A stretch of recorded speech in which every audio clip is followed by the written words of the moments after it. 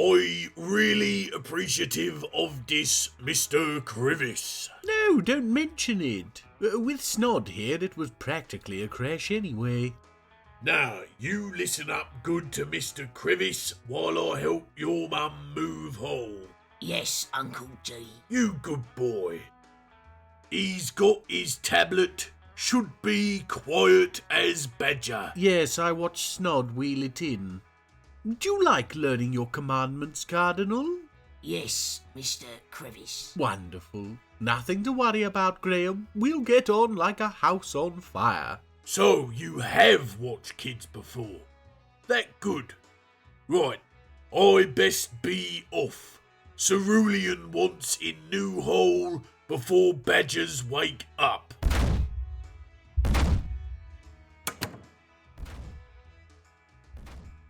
Right then, Mr. Cardinal. You get yourself up on the dais and get memorizing. I've got a little work to do, then we'll go get a snack. Sound good? Prosciutto.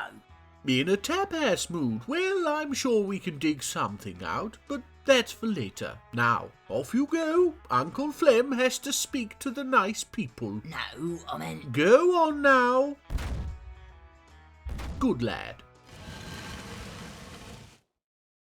Right, Kutam Milunudis Wumid. Welcome one and all to the hopefully less insane than last episode little fortress that we call Hammerlock. As you probably gathered, I am child-sitting today, Graham's nephew Cardinal.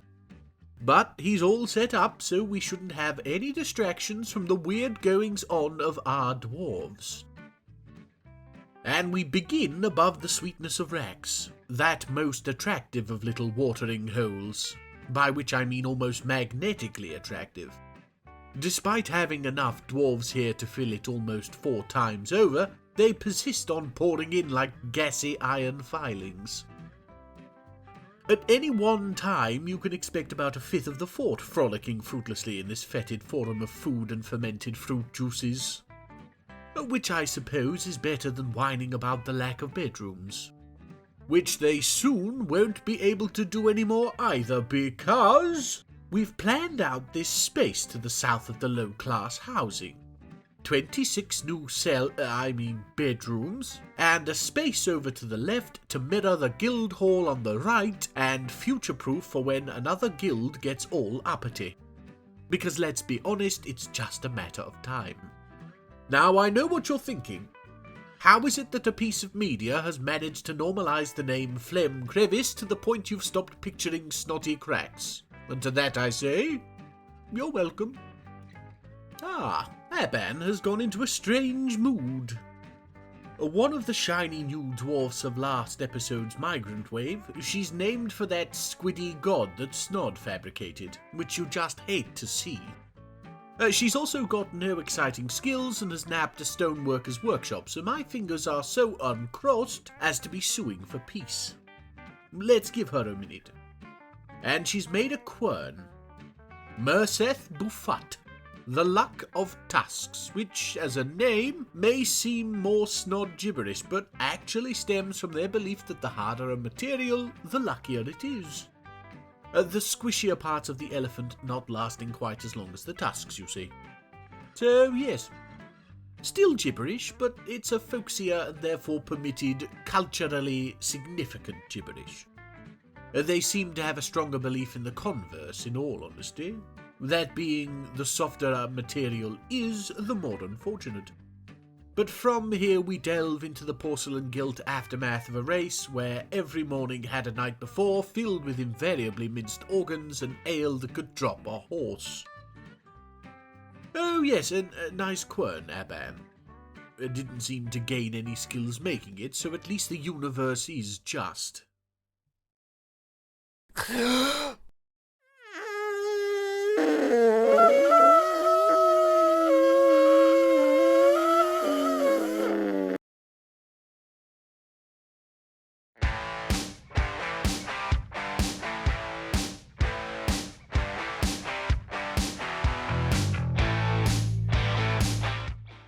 The Emperor I meant to poison, but somebody grabbed the wrong potion beast, Nunor, has come. on destiny did it get that hat? Oh, it's found Galel and it's squaring up.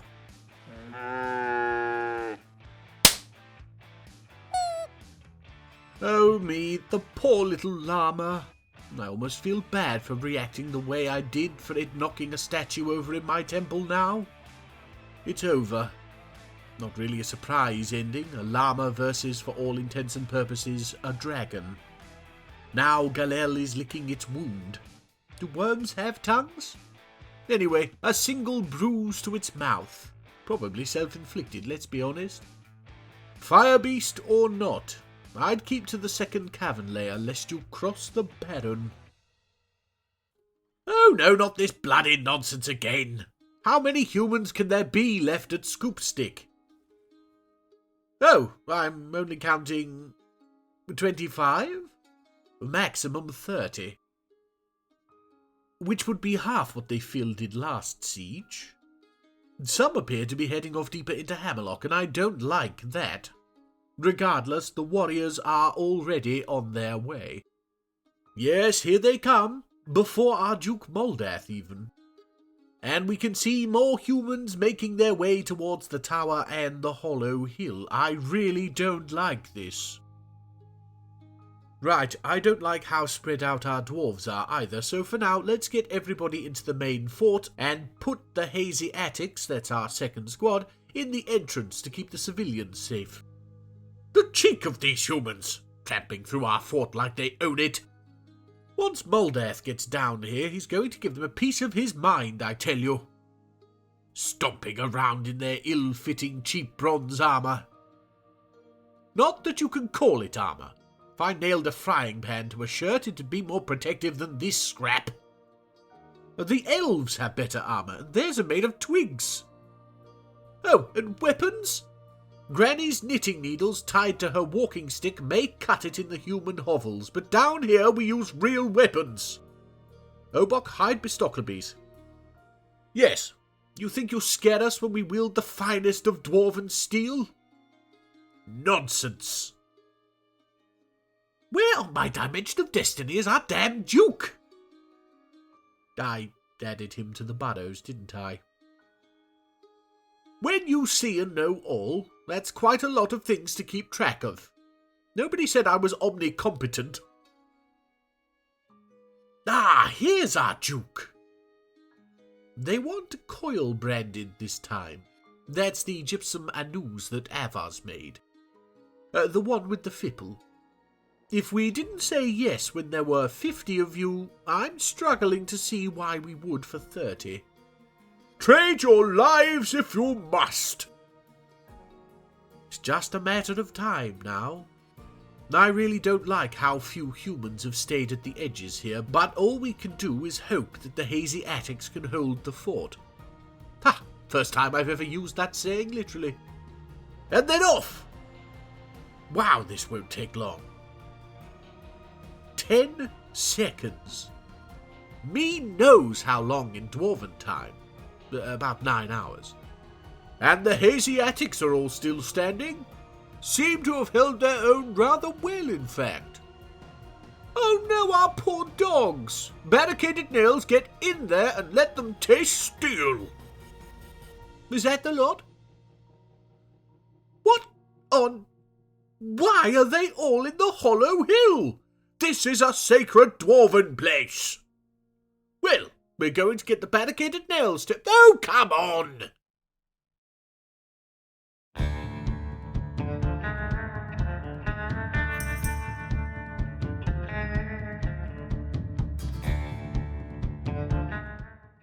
The too dumb to realise its hood is still on, Beast Zagstock Rulashore has come.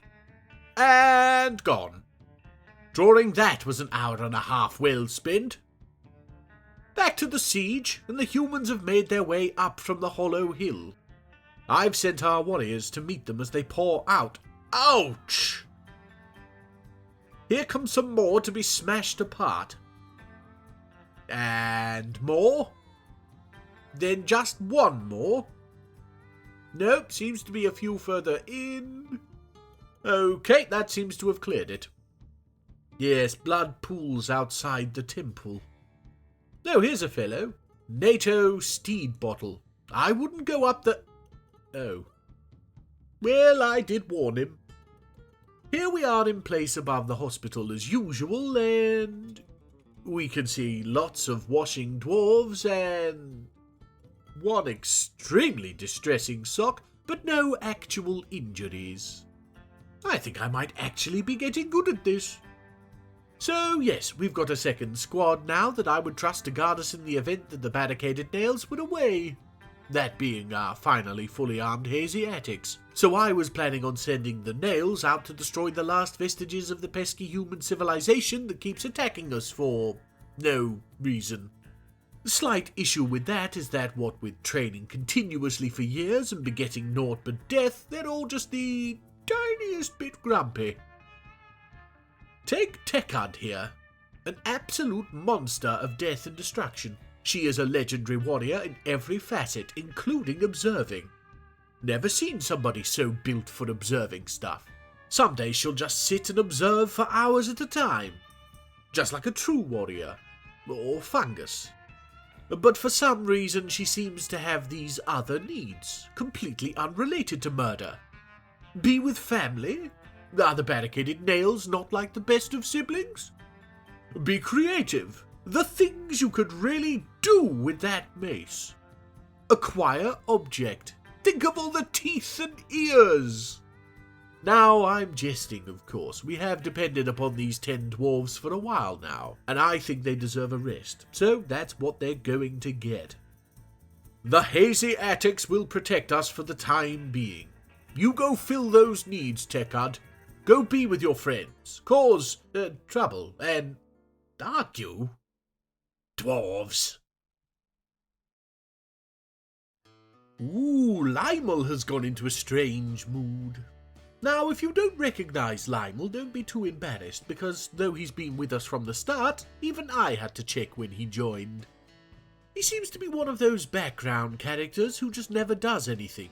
Well, until now, of course. And I checked. He wasn't set to fishing for years or anything, he just hasn't really done much of worth.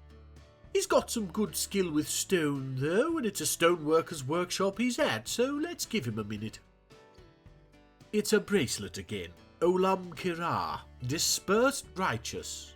No, and it's decorated with a picture of our Queen Unib Ringdumbrel, like the other. I don't like too many of these. Always the fear that saying her name too many times might summon her. One bloody throne room would be bad enough. If the Queen comes, she'll bring her idiot courtiers and they'll all want one.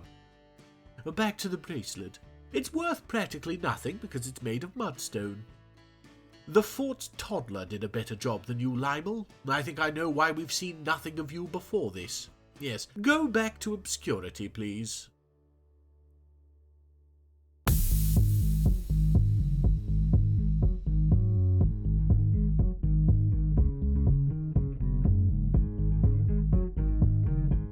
Oh my me, is it? It is! Blinky the Salt Horse! Oh, ignore the Aquari Tarathi nonsense, I spilled coffee on the keyboard. Good old Blinky. I like the idea of a horse that could lick itself and... Oh. The, Ripe Company of Furs... Shall we... No, best we don't talk about the name. Let's just... Yes, let's. Well, they're a farmers' guild, and apparently they've enough members now to be worth our time making a guild hall. At Hammerlock, the fort that imports all those things it can't pick wild. So, ignoring the fact we've got a guild of bloody liars, we'll be utilising that space we prepared earlier, just to the northwest of the new bedrooms. A farmers' guild, I mean... Mr. Crevice, I've run out of chalk. Can I use your toilet? What? Yes, of course. First door on the right. What was I saying? Oh, yes, a farmers' guild. I mean, what on destiny?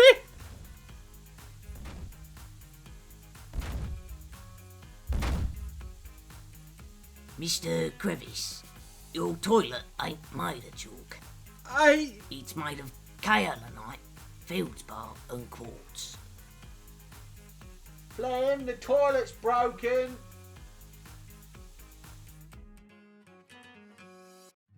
Oh, we've had another batch of cavern critters, and this time old Zagstock has jumped to our defence. Being a webby beast, you'd think it'd have an easy time of it, but I'm starting to think these cavern dwellers are carrying stepladders because webs don't seem to bother them. Oof, yes, it's taking a beating. It's certainly no Inyori. But it seems clear. Poor thing. You'd probably have an easier time of it if you took the hood off. I mean, surely it must feel it. All brawn and no brains. Ah well, it's done okay thus far. We'll leave it guarding the third cavern lair. Who knows? Perhaps it'll meet the Baron. Ah, the Olit Monga here. We'll follow young Atto Del Tattoos in. Novice across the board, but by now that's all part of the human's charm. As far as I'm concerned, they can keep sending their kids to trade, provided the wagons come fully stocked. Don't want to strain our hard-working farmers more than needs must. Yes, yes, yes. In you come. 2, 3, 4, 5, 6? 6 wagons? Snot me, if they're all fully stocked, we'll be up to our eyes in human cheese. Right, we'd better get to work. Where's Mincott? Somebody find that potty coin counter. Oh yay, Betha's back. Has it been a year already? How time flies when you're not having conversations about trees. 25? Yes, we can keep to that easily. But I'm sure you'll haggle us up for some reason. Yes, 36. Honestly, Betha, we're only cutting them to keep the branches out of the tower at the moment. I can't imagine needing 36 trees worth of wood. We're a fortress of dwarves, not beavers. Huh. Doesn't seem like he's sticking around this year. Did we offend him? Maybe he was hoping for more of a fight about it. Elves. Well, here it is, the Rosy Sweetness. I'm going to stop reading these names if you lot don't get your minds out of the gutter. It's all finished up anyway. Statues, pedestals with gems, tables, chairs. It's just a mirror of the treasury of towers on the other side, really. Though we've stuck the narrow sky on the top pedestal, not having a second pair of sticky trousers. Well, not an artifact pair anyway. I'll probably give the bracelet to little Adil once she's grown up, seeing as she made it. But for now, it'll stay safe in here.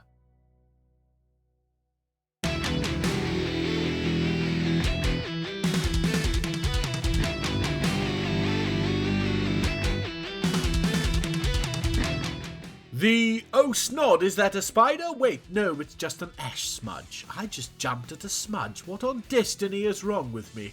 Beast, Aztong Sutonol Thag has come. This is nothing. You should see the one I made out of the green sprouty bit from the top of a tomato. Aztong here is on a mission to find the cave swallow people that killed the crab and the lemon spider from last episode. I wouldn't be worried about them, but yes, that didn't take long. I've purposefully restricted the cavern dwellers' numbers to a maximum of 10 per raid, so there's either 10 pretty decent cave swallowman warriors down here, or one big burly brute with a gun. No, it would appear to be a cave swallowman spearman couple. Ooh, oh, we could get eggs! Here we are at the base of the tower. Nothing much has changed. Haven't even got any doors in yet. Figure we'll wait till the corpses have been collected. We have, however, built a second floor. This here is what our Duke Moldath is using as his throne room now.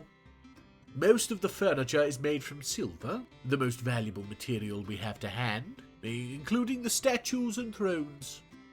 I've got chalk bookshelves being made up now, hence the single shelf, and am working out whether we want more chairs and possibly tables in here. The way you make a throne room is by defining an office and making it sparkly, so meetings will happen here, and I can't decide if it's in character for the Duke to expect his subjects to stand. It's not the most important decision, but if you don't sweat the small stuff, why on Destiny are you playing Dwarf Fortress? The tower continues up, but the plan is for a library many Z levels above, so we're not there yet.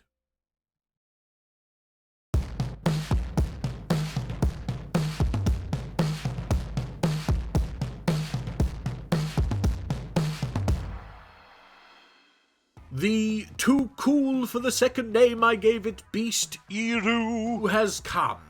I based its design on the Naga, a celestial beast spirit of earth and water. Well, if you've a better way to rid yourself of an infestation of fire shrews, I'd be happy to hear it. Chewing through my hall carpet at all hours of the night. I honestly had no idea Eru had gotten out. Snod probably left the back door open again. Oh, hello, Shortest. Sad to see it at Hammerlock's Beast Thunderdome. It's quite small in giant monster terms, you see. Not to mention Poisonous Bite being one of the weaker abilities. To cap it all off, it's in the third cavern lair with that ferocious falcon and assumedly a Nyore. To put it in simple terms, little Eru here has a diorite's chance in a room with Graham. Uncle G can't eat diorite. It gives him solid. You mean gas? Nah, we don't get that hot. Lovely. Oh, here it goes. Zagstock is dead. Well, blow me down with a feather. There should be enough in the water. Well done, Eru. I suppose some of those shrews were actually pretty big. Stay away from Nyore. We're following Avaz. He's grumpy, and did he just drop his steel mace in the Duke's throne room? Anyway, yes, he's in a bad mood, and oh, that rot stink isn't going to make him any happier. Washing himself in the hospital. I think the blood is being tracked. Well, don't go back through the stink. Sometimes I think these little sods have no brains at all. And now he's, yes, going to pick his mace back up. Who wants to bet he goes back to the miasma now? No, not you. You already got all my souls. Yes, he's... Oh, ho, ho! Who owes who what now, hey? So, yes, Avaz is unhappy, and he's bringing the mood down around him, so I think we'll be having another festival sometime soon. But not yet. But soon. Ah, Granite Clobbers have deigned to send more traders. Great stuff. And it's 6 wagons, just like the humans. Hopefully they brought the precious metals we ordered. Now, I was about to check on Meng when Doosim went into a strange mood. She's one of the very new dwarves, and skill-wise she's nothing to get excited about. But we'll let her cook, as the kids would say. Or in this case, carpent, which is a real word, apparently. Hello, Meng. May as well get on with fort business while we wait for Doosim, eh? He'll be making his way to Moldath's office in the Hollow Hill. I guess he doesn't like the idea of making people stand after all. Let's skip the journey. Okay, no more rank increases for the Duke. Lucky, really. I think there's only King and Grand Emperor of the universe left. We're requesting more precious metals because, spoiler alert, the traders don't bring enough. Granite Clobbers want figurines and cloth. Half of Moldath's export bans are for figurines, so that's a no, and hear us out here, Meng. How about instead of cloth, we give you prepared meals? I know it's crazy and out there, but I really think they're the up-and-coming thing. Thanks for coming, as always. Be sure to enjoy the copse field on your way out. Right, let's see. Doosim has created Aesthetast, an olive wood bucket. So, Adil here has had a bit of a mishap. Whilst using the Atom Smasher to destroy the rotten prepared meals that are stinking out the fort, I got a little overzealous and may have blasted the poor child with a somewhat unusual projectile. Yes, you're reading that right. Broken finger due to projectile sock. You really can't write this stuff. And that's going to be it for another fortnight. Now, I know I mentioned last episode that we'd be doing something with adventure mode, but I'll be completely honest, I gave it a go and completely bounced off. Once it's had a little more polish, once I can do a little more than pick up and lick things, we'll give it another go, and perhaps then we can have a little fun. And it can't be all that bad. We got to visit Hammerlock again, and that's always a good time. With that said, I want to thank you all for... Oh, you're back already? Yes, it turned out all she wanted was spend 5 minutes without sound of child doing click-clock dances. So's I said I'd take him to Rock Donald's.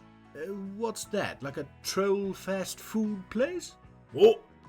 No, Donald is a river gin what lives on a boat. Fair enough. Well, it was a pleasure meeting you, Cardinal. Be good for Uncle Graham now. Why'd you call Uncle G that? Well, there's only so many times you can shout Susan and be ignored. But his name is Gainsborough. What? Really? Gainsborough prosciutto. But Snod said... Snodford Hedgehog is a funny little coprolite. Come on, Card. We got boat to shake.